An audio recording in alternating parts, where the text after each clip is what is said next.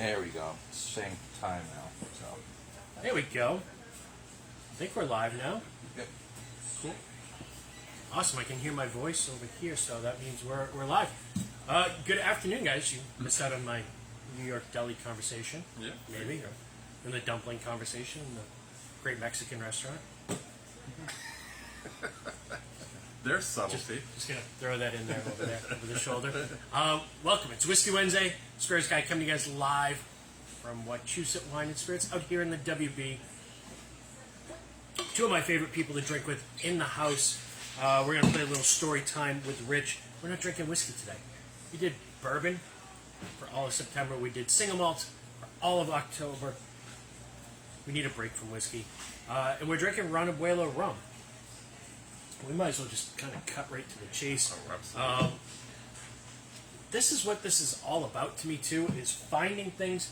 I just talked about this on my podcast, which didn't get released this week for technical issues, but the whole point of spirits and what we do here is finding cool things, getting really excited about them, and then you can't wait to share them with other people. So I'm going to get right in so we can start drinking. Yeah, personally, I love rum, and not to knock any of the big brands that are out there, but not all rums are created the same, and rum is a traditional American spirit, really. We've talked about it in the past, somewhat of a dubious sort of History. Interlocking past, but rum was a big part of Boston's history and spirits until basically the crown put taxation on sugar and molasses imports, and that's what forced us to start making whiskey, which would later become bourbon. But this was kind of our true New England spirit.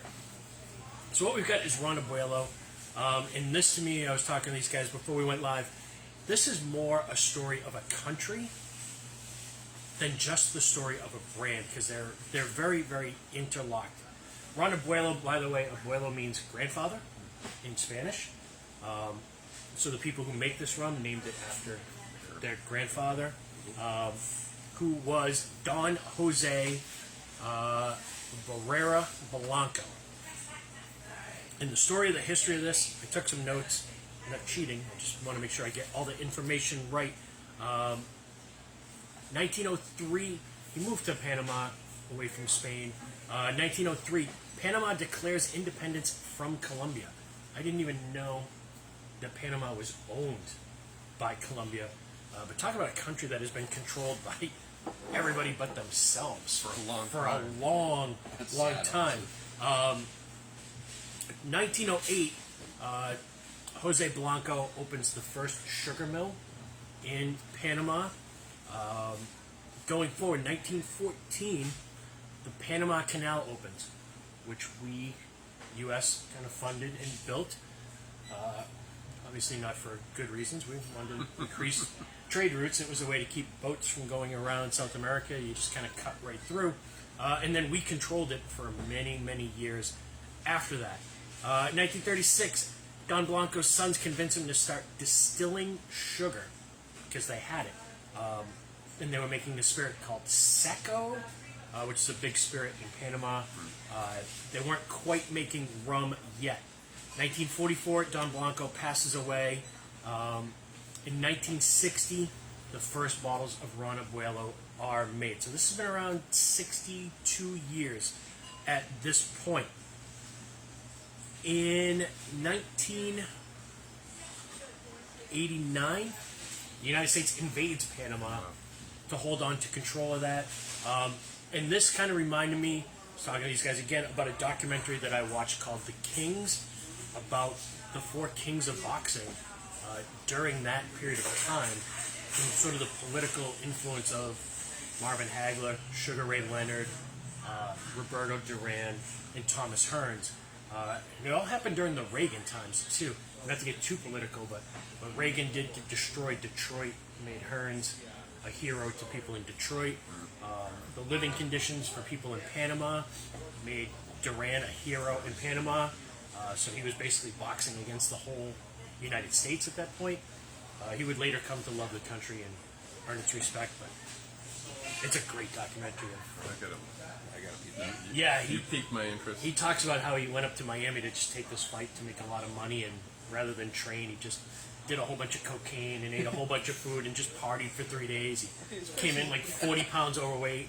He got knocked out in like the third round. He was giggling the whole time because he just got paid and partied. He would later kind of put things back together, and he's the guy. He fought to what?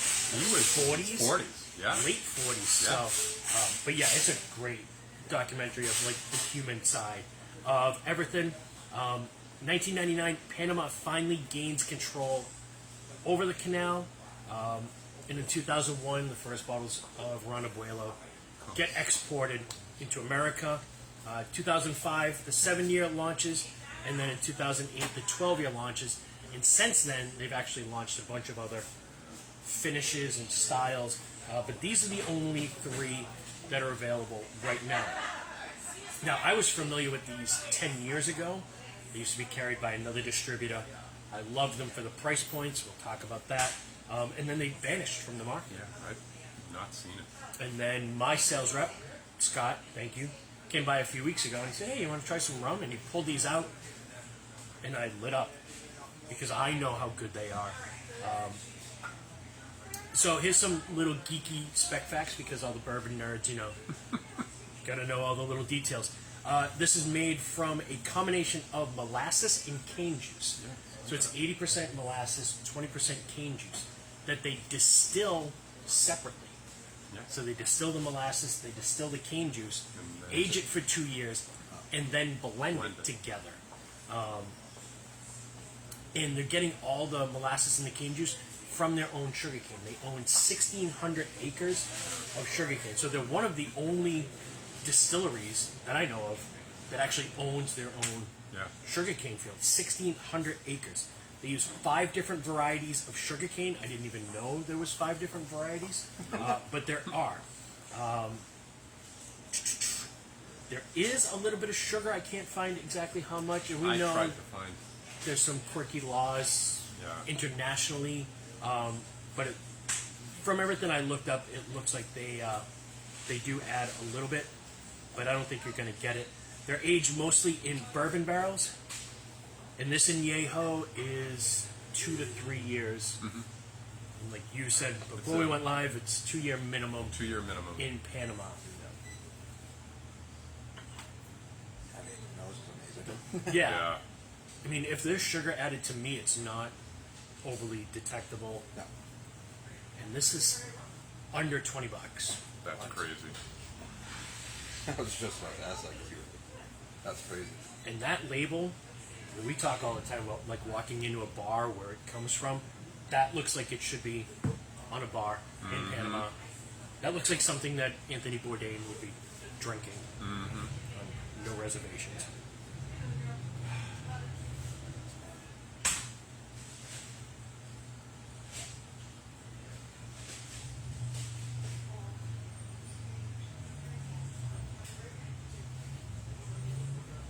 Viscous, spicy, oaky,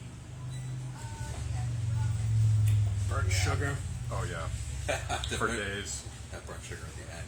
Oh yeah, So coated. in the back. That's amazing. For under 20. For under $20. And I don't think there's any sugar added to this. It doesn't taste like it, No. even though Did you- everything I've read shows a small portion in there, But they're really controlling it. They're sprinkling a little bit into Yeah. the barrel. Yeah, Just to just say a they have tiny pictures. bit. They say pictures.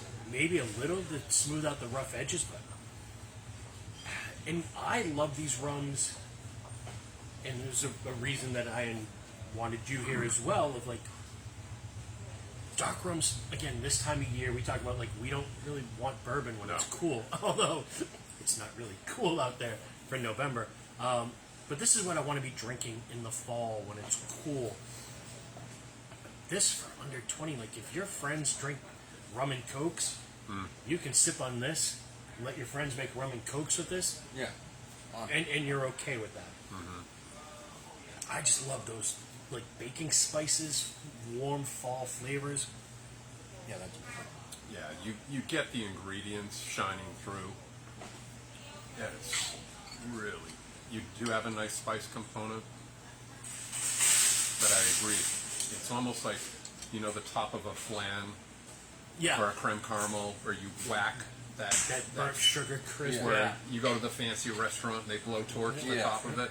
Yep, That's absolutely. in the back of your palate what you're getting. That is delicious. And the baking spice, it's not like Captain Morgan spice. No, It's literally like apple pie spices Yeah. without the apple. yep. This goes good for Thanksgiving. So Yeah. is that considered a 2 year? Yeah, so they label it as añejo, which we know from tequila roughly translates to aged. Yeah. Correct. It's not 1 for 1 because an añejo has 12 months for a tequila, so that wouldn't fit. Okay. Yeah, So so this it's just is 2 2 years. Yeah, at yeah. least, yeah. So that's It's 2 years minimum. Yeah, and then from what I read, it's a blend of 2 to 3. Yeah, that makes sense. I'm not getting youth. No, At all.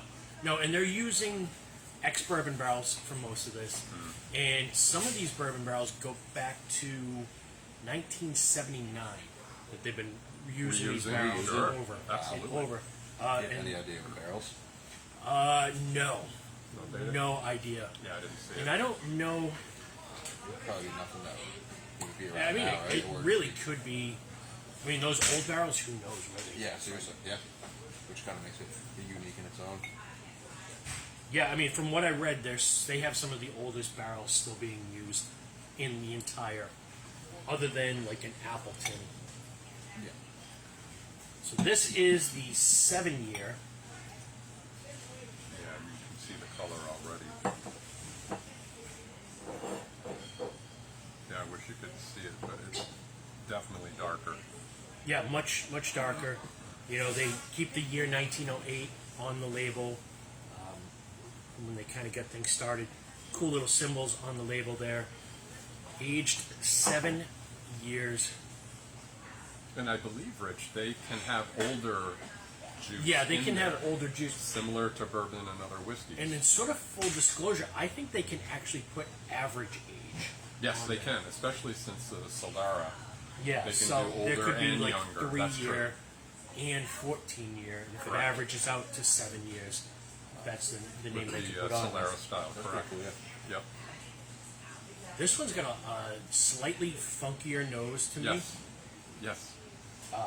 That's a little stat for that I kind of looked up for you. So they distill to a lower proof than typically for rum. They go to about 160. Most rums go up to like 180, 190. And this is all column still. It's all correct? column Yep. still. Yep. And the congeners are 250 milligrams per 100 milliliters. The congeners are all the aromas and the flavors. So because they distill to a lower proof, they're retaining more flavor. And then when we get to this one, they actually, when they proof it down, they put it back Back into in. barrels, so they give an extra maturation at a lower proof point. Huh. It's super unique, honestly. Yeah, they're super cool, unique, kind of geeky rums that, again, this is one of those things that I found, I loved, I wanted to share with the people I like sharing these things with, but Yeah, this is very different. if you're a rum geek out there, these need to be on your bar. And this is like, I want to say this is like 22. It's under 25 on the shelf for a 7-year rum that has flavor. And to me, it's like drinking whiskey. It's that same Yeah, little bit of burn, oakiness, dark spirits.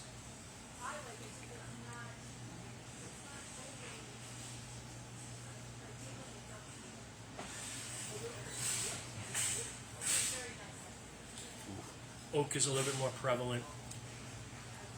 This to me is richer. You get like some like sweetness of like caramel, like apple almost. Yeah.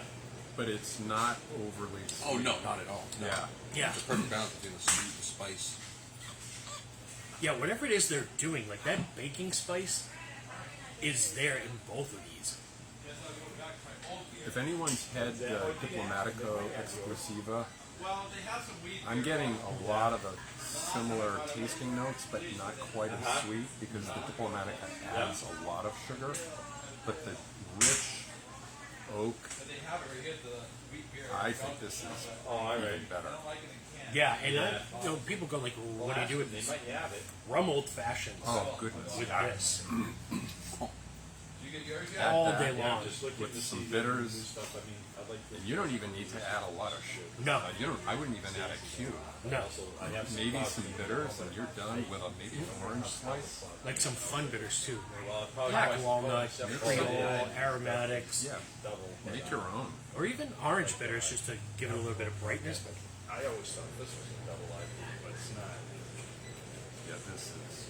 yeah, so there's your mixing or sipping, and I love the fact again. I was talking to Russ earlier, who was in showing me some products about 80 proof. We talk about it all the time. Just it's 80 proof. I can sit outside, have a cigar, and drink 3 or 4 of these in a way that you can't do with 92, 100 barrel proof stuff. Yeah, 100%. There's just enough burn there, but not enough to just crush your palate either. Yeah, that is. So we've got our mixer. Well Is there a done. reason why they went with this smaller looking bottle? This is the bottle I always remember it being. That's a great question. I wouldn't know why. Yeah, and now that I'm thinking of it, just making sure I check the size. Those are still 750s. Yeah, they do offer the 700. I They saw. do offer it probably in Europe, Europe, absolutely. where 700 mLs is the size. And I wouldn't be surprised if in the future we see a changeover. Yeah. But again, Yeah. to Cory's standpoint, for a 750 ml for less than $30 is Less than For 25 for that's that. crazy. Yeah. And for all the flavors you're getting too. There- It doesn't there's taste like so fake sugar. much- It doesn't taste like any of that sweetness. No, Yeah, like you said, you don't have to do much for that. no. No. And again, you just pour that in a glass and just Yeah. drink all night. And pairing with cigars Yeah, that's what I read online. These are perfect for for cigars. cigars. So you get your kind of mixing one, if you choose to do so. Your cocktail one. This, elegance and style. And that's what it was made for. I believe on the website they actually make some sort of reference to like memories. And, this is like the thing you have a moment with and you kind of create memories over or to commemorate special moments. This is the 12 year.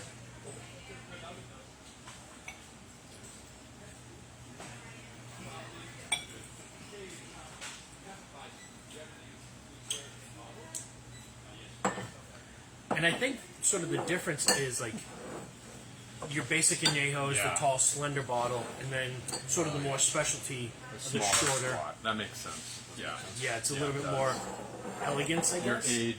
your aged rums are going to be in the shorter squatter. Or if you're at the bar, you can fit more of those Yeah. In your mi- speed bar, mixing Yep. in your bottles speed next to bar, each other. go with that. Yeah. Most of those would be up on the higher shelf. And there's not as many. This on the nose almost has like a campfire. Yeah, I'm getting a little smoke. Yeah, like burnt wood, which I know has kind of become your thing lately. Yeah, seriously, I don't know what's going on, man. But it's not like peat smoke. No, it's, no, it's no. like campfire, like, Yeah, this like is that burnt log. yeah, this is coming out of the oak, in my opinion. But yeah, that's different. But then underneath, there's like that banana plantain. That's the nose I always forget about. That plantain banana in rums. And I can never pinpoint it now. But now you point it out, it's like right there. I feel like, especially like Mexican rums and sort of the Central America stuff, I get more plantains as opposed to like the Caribbean stuff. I don't get as much, but Also, if you're into cooking, they have all different types of vanilla beans, and they have Mexican vanilla beans that are richer and darker. That's what I'm getting out of this. It's like a really deeper vanilla bean Like it's almost like a paste. Yeah, all 80 proof. And again, as much as you're not supposed to bury your nose on the glass, That's I don't a want to stop non-issue. doing I'm in there, and there's no burn, there's no No. ethanol coming off of that. And you're getting a lot of tears on your glass. It's super coating. Well, I'm going in, guys. Yeah.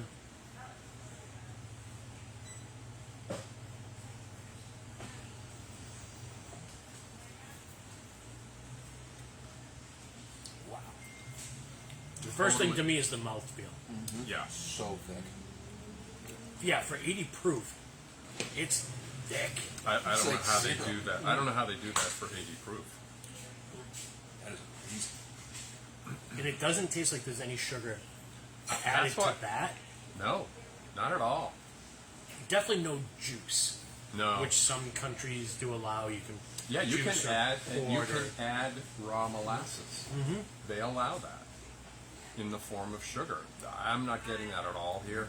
You nailed it with a cigar. Yeah. You can just sit on the deck and rifle these back. Yeah. Oh my gosh.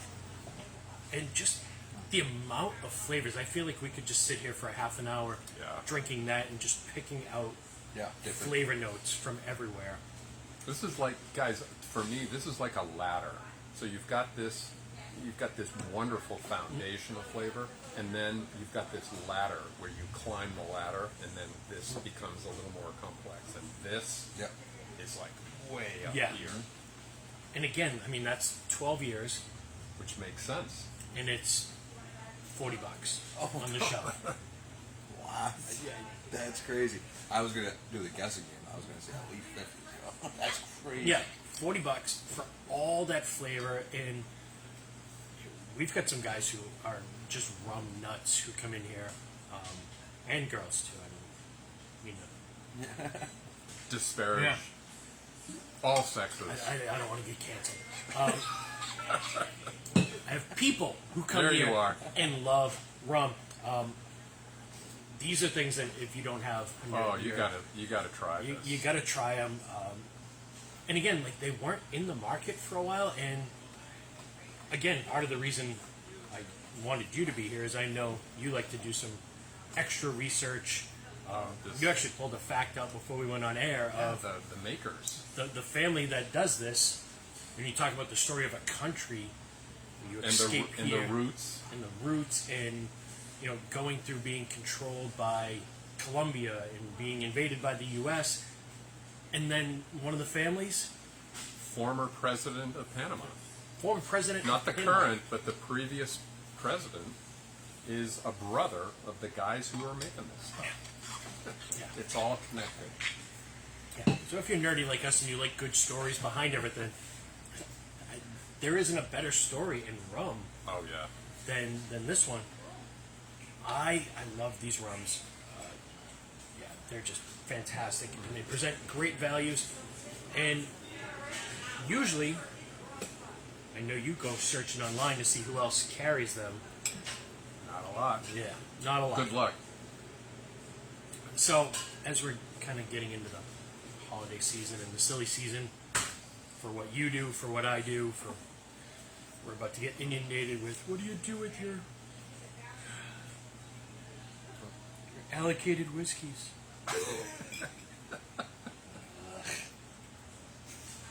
Celebrate the holidays, and it kind of show like, hey, what do we do with this stuff? Sleeper. He was sleeping on this. Oh, I know what he's doing. Oh. Eggnog, I'm guessing. What do we do with dark rum? Oh my God. Add it to eggnog. Oh, absolutely. This is a New England tradition. 'Tis the season. Might as well get it started. I had no idea this was coming. I didn't either. Okay. Give it a little stir to incorporate, emulsify. Rich is going back to his roots. There was a time in my past where I was a bartender. So while we drink up here, a couple other things to talk about. Our big grand fall wine tasting coming up 2 weeks from Saturday. It's hard to believe it's coming up already. Again, smaller scale this year. We want to give people some room to kind of space out. Actually, my boss came to me today and said, "Are you sure we got enough wine there?" And Oh, you do. we do, and again, we want to do it on a smaller scale this time. Make sure everybody is comfortable. In the past, we've done these big, grandiose tastings where there was a lot of body Yeah, contact. Yeah, literally. Absolutely. You know, we're kind of shoulder to shoulder in a lot of things. So hopefully, it will be spread out. But I promise you, I have put together a list of wines that I am proud of. I saw You're it. a wine geek like myself, and you've seen the Nice, lineup. nice. So yeah, about 50 wines, 8 tables. We'll spread it out over the store. We will have hand sanitizer stations. We'll have food. Denise on our staff does a great job of doing these food platters, making cupcakes and all kinds of great stuff Right. there. So that's coming up in 2 weeks from Saturday. My goodness. Great. On the political front, question 3 on the upcoming ballot. Our stance is vote yes on it. And again, kudos to Ryan out at Julio's, who's been spearheading this whole campaign. Is just working endlessly on creating videos and all kinds of social media content to really promote the vote yes on 3. I also put it out there, Ryan. Invitation stands. You want to come here, hang out, we'll talk shop. There you go. I'd love to come, hang out, do your show with you, talk shop, whatever. That invitation's out there. If anybody sees this, anybody knows Ryan, spread the message. But kudos to him, and I reiterate, kudos to Ryan on his no flipping Exactly. policy in his Good for newsletter. him. Yeah. That's awesome. I don't know how you promote that or actually enforce Police that, it, but yeah. kudos to you. Eggnog. Hey. Cheers. Tis the season, guys. Cheers. Surprise. Yeah, that is Amazing. awesome. That's perfect. Cheers, guys. Cheers.